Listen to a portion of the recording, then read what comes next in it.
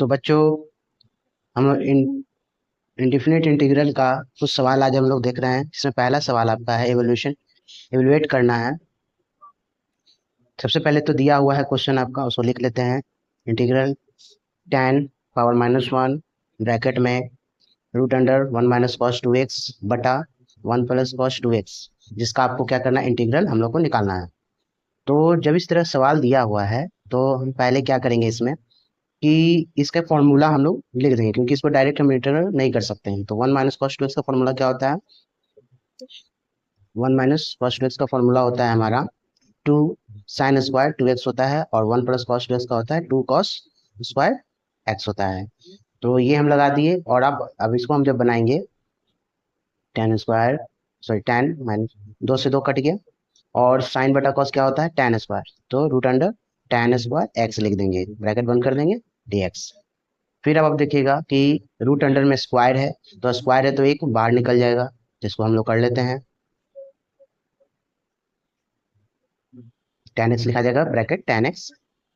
अब तो एक टेन पावर माइनस वन है और टेन है, तो टेन एलिमिनेट हो जाएगा।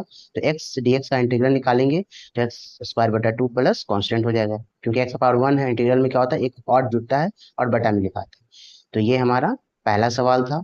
तो इस तरह के सवाल आपके एग्जाम में कई बार पूछे जा चुके हैं और पूछे जाते रहे हैं।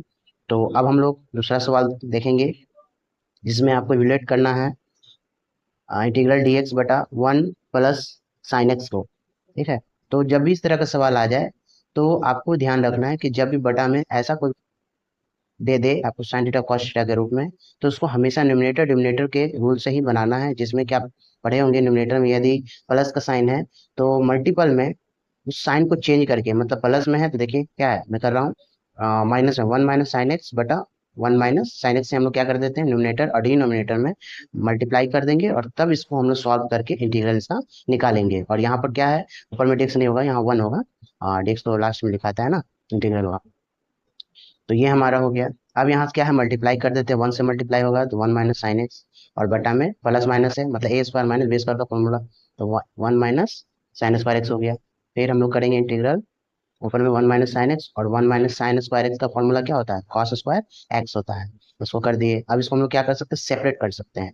सेपरेट करने का मतलब one by cos square x d x, integral अलग हो गया, माइनस इंटीग्रल साइन एक्स बटा cos square x d x हो गया। फिर हम लोग इसको अलग अलग, इसको कॉस स्क्वायर को चेंज करके क्या लिख सकते हैं, कॉस स्क्वायर को हम लोग लिख सकते हैं सेक स्क्वायर एक्स, क्योंकि दोनों एक दूसरे का अपोजिट होता है। इसको क्या लिखेंगे, साइन एक ही है और नीचे कॉस उसका दो है, मतलब साइन बटा कॉस एक्स, कॉस बचेगा तो सेक्स हो जाएगा। ठीक है, सेक हो जाएगा तो sec x into tan x d x हो जाएगा। और सेक स्क्वायर का इंटीग्रल फॉर्मूला क्या होता है, टैन एक्स होता है, minus sec x into tan x का फॉर्मूला क्या होता है, सेक एक्स होता है। इसका डायरेक्ट आपको फॉर्मूला याद रखना होगा, जो आपको इस चीज के लिए फॉर्मूला का एक वीडियो अगले मैं बना दूंगा, आप सभी लोग देखने प्लस कॉस्ट। तो ये हमारा दूसरा सवाल हुआ। अब हम लोग अगले सवाल पे आते हैं, जो बहुत छोटा सवाल है, और इस तरह के सवाल आपको ऑब्जेक्टिव में ज्यादा पूछे जाएंगे।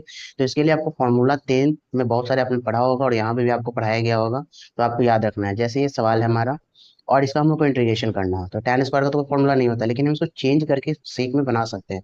जैसे आपने 10th क्लास में पढ़ा होगा, ये यहाँ भी sec square x minus tan square x बराबर वन होता है, और हमें क्या चाहिए, tan का मान निकालना है। तो tan को हम लोग क्या करेंगे, उधर भेज देंगे, वन को इधर ले आएंगे, तो क्या लिखा जाएगा, सेक स्क्वायर माइनस वन बराबर tan स्क्वायर एक्स हो गया। मतलब tan स्क्वायर एक्स की जगह हम लोग क्या फॉर्मूला पुट कर सकते हैं, tan sec square minus sec square x minus one. ठीक है, इक्वेशन वन मान लेते हैं, उसको हम लोग पुट कर देते हैं, putting the value in equation first.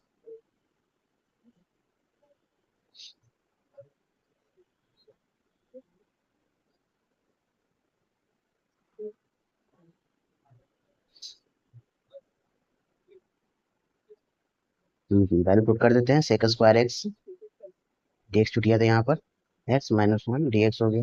और इसको हम सेपरेट कर लेते हैं अलग अलग, sec square x d x minus one है, यहाँ वन,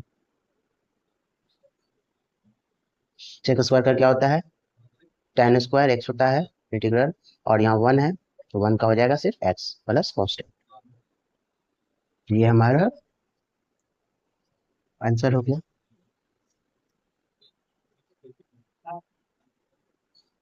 हम लोग अगले सवाल पे चलते हैं। Question number 4।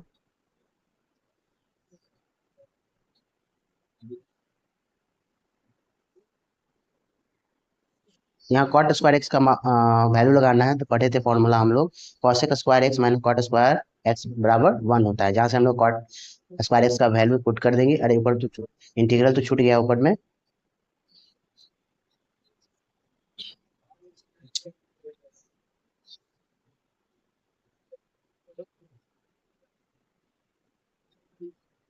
हाँ, कॉस स्क्वायर कॉट का स्क्वायर का वैल्यू पुट हम लोग ऊपर कर देंगे, और ऊपर में इंटीग्रल, क्वेश्चन में इंटीग्रल का साइन छूट गया है। तो क्वेश्चन दिया हुआ है कॉट स्क्वायर एक्स। अब हम कॉट स्क्वायर एक्स का वैल्यू पुट कर देंगे यहाँ पर, कॉसेक स्क्वायर एक्स -1।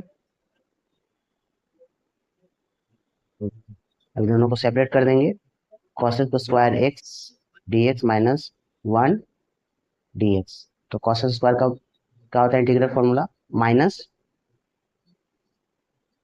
इसका फॉर्मूला हम लोग लगाएंगे, minus cot x minus x plus cos x.